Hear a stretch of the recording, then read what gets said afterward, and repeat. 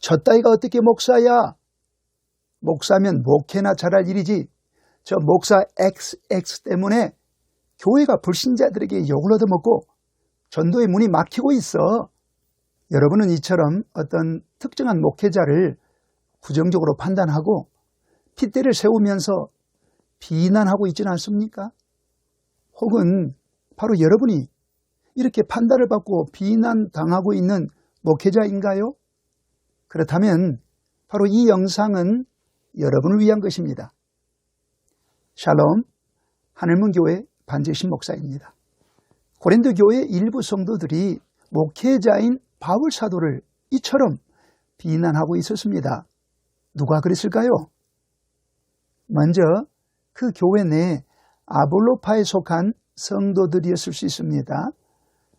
그들은 목회자 아볼로를 추종하던 신앙인들이었습니다. 아볼로가 처음 고린도 교회를 찾았을 때에 그의 손에는 에베소에 거주하던 믿음의 형제들이 써준 추천장이 들려져 있었습니다. 아볼로는 그 추천장을 고린도 교회에 제출했을 터이고 고린도 교회 측에서는 그 추천장을 심사한 끝에 그를 담임 목회자로 영입했었을 것입니다. 그 당시는 사람을 소개할 때에 추천장이 아주 중요했던 시절입니다.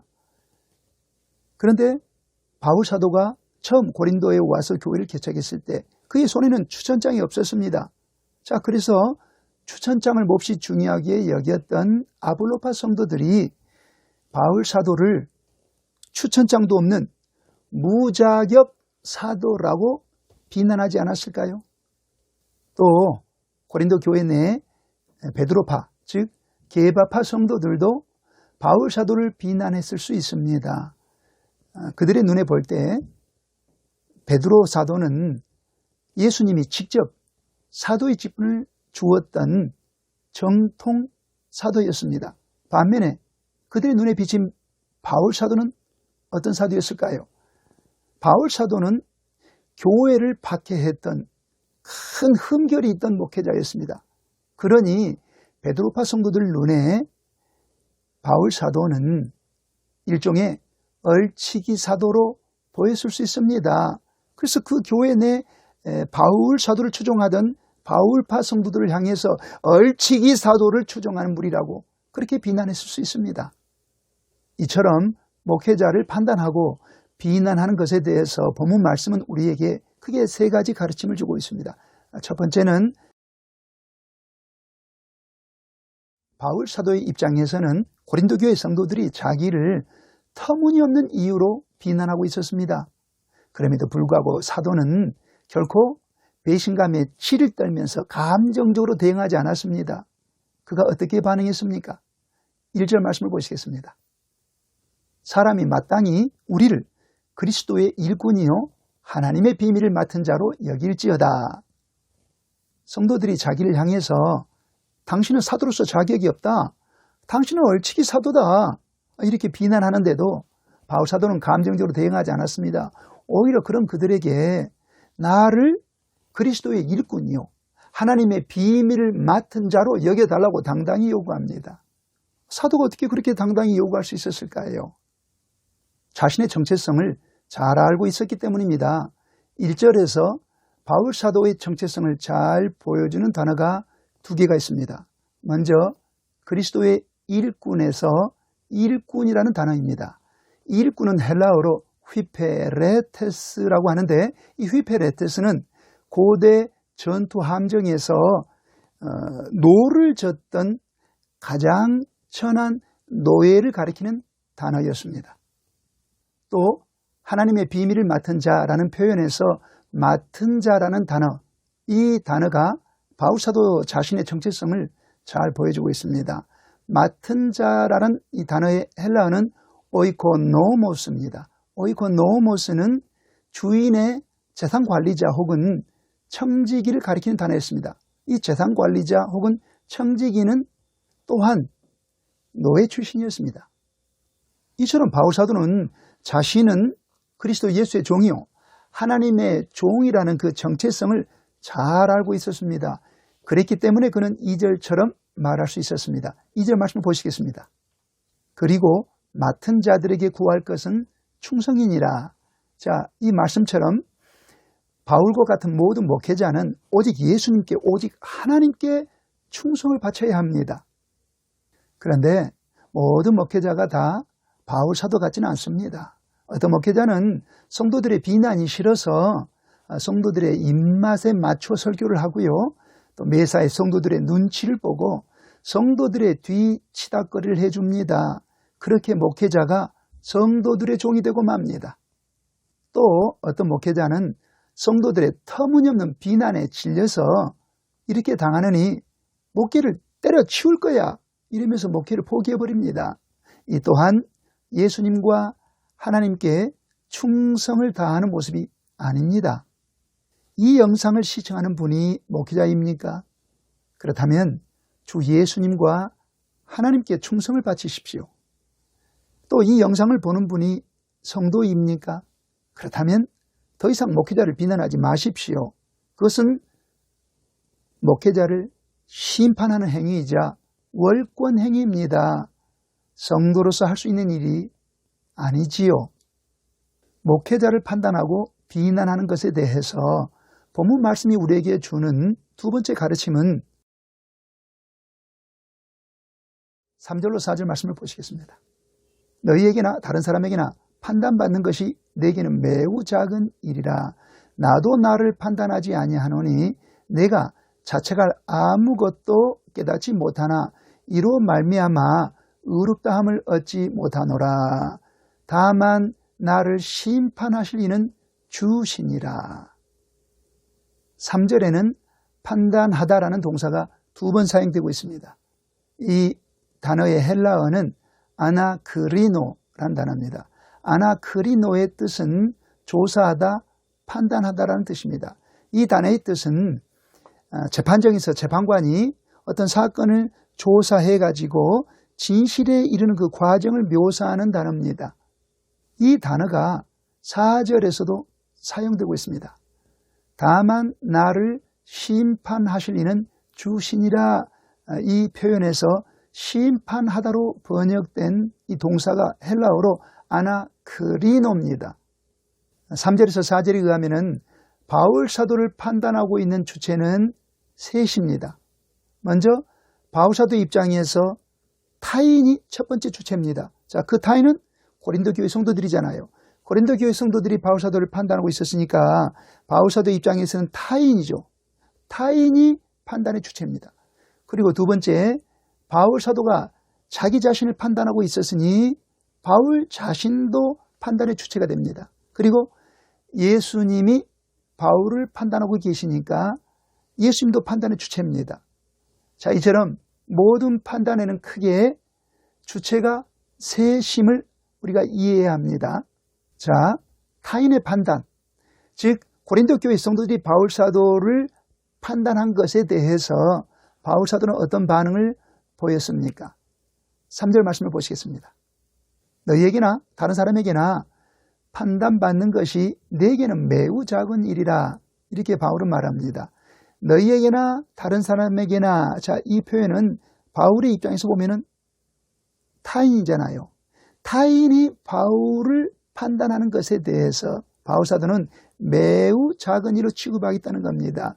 즉 바울 사도는 그리스도의 사도니까 누가 비난하든 상관없이 거기에 일희일비하지 않겠다는 것입니다. 여기서 우리가 주목해야 할 사실 하나가 있습니다.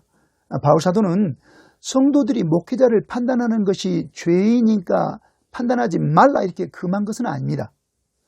성도들은 목회자를 판단할 수 있고 판단해야 합니다. 목회자가 주님의 충성된 일꾼인지 아닌지 판단해야 할 수 있잖아요. 다만 그 판단의 결과가 틀릴 수도 있다는 사실은 인정해야 합니다. 고린도 교회 성도들이 바울 사도를 판단하는 것에 대해서, 즉 타인의 판단에 대해서 바울 사도는 매우 작은 일로 취급했죠. 그렇다면 바울 사도 자신이 자기를 판단하는 것에 대한 그의 입장은 무엇입니까? 3절 중간부터 4절을 보시겠습니다.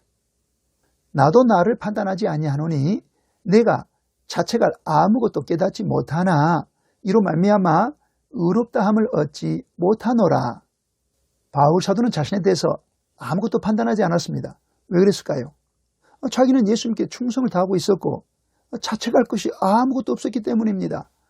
하지만 그런 바울도 자신을 의롭다고 생각하지는 않았습니다. 왜냐하면 그 의롭다는 자신의 판단조차도 틀릴 수 있기 때문입니다. 자, 바울에 대한 주님의 판단에 대한 바울의 견해는 무엇입니까?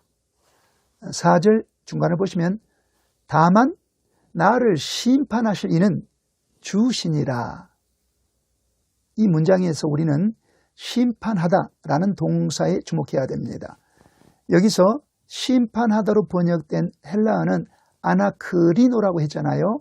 아나크리노는 조사하다, 판단하다 이런 뜻이니까 심판하다보다는 판단하다라고 번역하는 게 더 적절하지 않을까 저는 생각합니다.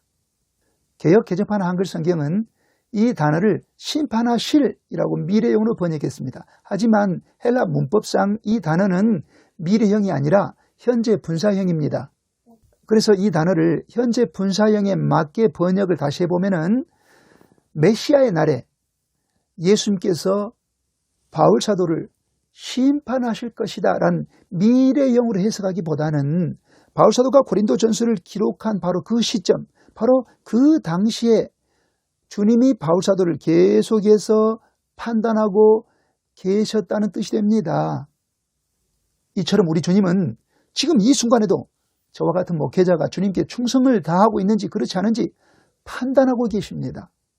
이 같은 주님의 판단만이 100% 옳고 의롭습니다. 반면에 우리의 판단은 틀릴 수 있어요. 우리 이것을 인정해야 합니다. 목회자를 판단하고 심판하는 것과 관련해서 본문 말씀이 우리에게 주는 마지막 가르침은 무엇일까요?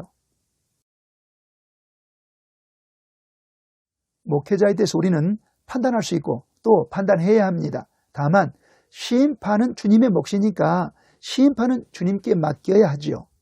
5절 말씀을 보시겠습니다. 그러므로 때가 이르기 전 주께서 오시기까지 아무것도 판단하지 말라 이렇게 말씀하고 있습니다. 아무것도 판단하지 말라 이 표현에서 판단하다라는 동사는 3절과 4절에서 보았던 아나크리노가 아닙니다. 이 단어의 헬라형은 크리노입니다. 이 크리노의 뜻은 판단하다라는 뜻도 있지만은 심판하다라는 뜻도 있습니다. 그래서 이 문장에서 아무것도 심판하지 말라 이렇게 이해하는 것이 더 정확할 수 있습니다. 그래서 바울 사도가 아무것도 판단하지 말라고 고린도 교회 성도들에게 말했잖아요. 이 말은 곧 나를 그리스도의 사도가 아니라고 심판하지 말라 이런 뜻입니다. 고린도 교회 성도들이 왜 바울 사도를 심판해서는 안 되는 것일까요?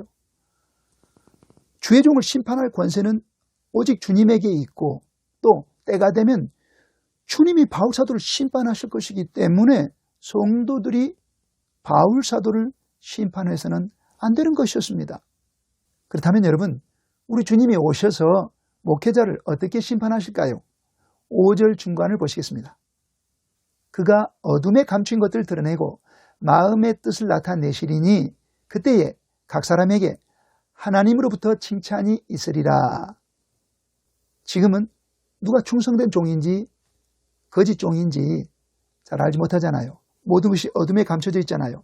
하지만 그날이 되면 주님이 오셔서 그 모든 어둠에 감춘 것들을 빛 가운데 드러내실 것입니다. 심지어 주님은 우리 사람의 마음에 숨은 그 동기까지도 다 밝히 나타내실 것입니다. 그때에 하나님은 충성된 일꾼은 칭찬하시고 악한 일꾼은 벌하실 것입니다.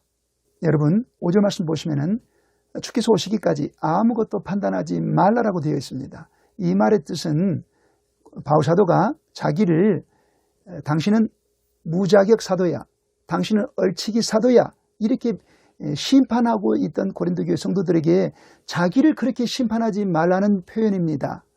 자, 이에 대해서 이 편지를 받아들었던 고린도 교회 성도들, 특별히 바울 사도를 비난하고 심판하던 성도들은 어떤 반응을 보였을까요? 고린도 후서를 보면은 그들은 반발했던 것이 분명합니다. 아마 이렇게 반발했을 것 같습니다. 바울의 말은 다 자기 변명이고 자기 합리화야. 무자격 사도가, 얼치기 사도가 우리더러 주님이 오실 때까지 기다리라고 그 말은 곧 계속해서 그가 얼치기 사도 행세를 하겠다는 뜻이잖아. 그들은 이렇게 반응했던 것 같습니다. 여러분도 이렇게 특정 목회자를 향해서 비난하고 있지는 않습니까? 저 따위가 어떻게 목사야? 목사면 목회나 잘할 일이지. 저 목사 XX 때문에 교회가 불신자들이 욕을 얻어먹고 전도의 문이 막히고 있어. 그렇게 우리 한국교회를 소중히 여기시는 분이라면 목회자에 대한 심판을 중단하시고 주님께 맡기시기 바랍니다. 만일 저나 여러분이 주님의 때를 기다리지 않고 목회자를 섣불리 심판해버리면 어떤 끔찍한 일이 벌어질까요? 고린도 교회 성도들처럼 될 수 있습니다. 주님의 신실하고 충성된 일꾼을 가짜나 이단으로 몰아붙여버릴 수가 있습니다. 그렇기 때문에 우리는 목회자에 대해서 판단할 수는 있으나 심판은 하지 말아야 합니다.